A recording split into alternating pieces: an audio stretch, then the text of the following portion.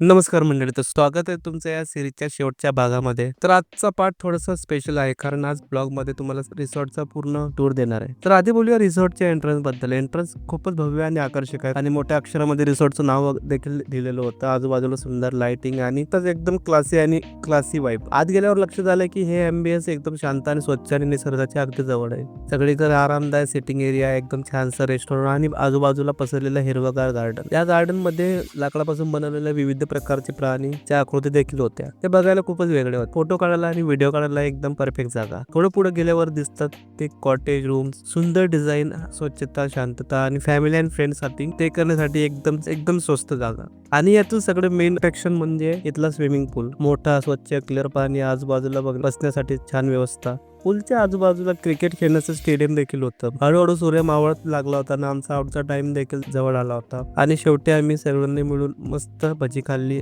आणि परतीच्या प्रवासाला सुरुवात केली. तर मित्रांनो, ही पूर्ण सिरीज तुम्हाला कशी वाटली मला कमेंट करून नक्की सांगा. आणि व्हिडिओ आवडल्यास लाईक करायला आणि सबस्क्राईब करायला विसरू नका. तर भेटूया आपण नेक्स्ट ब्लॉगमध्ये कुठल्या तरी वेगळ्या ठिकाणी. तोपर्यंत टेक केअर. Bye bye.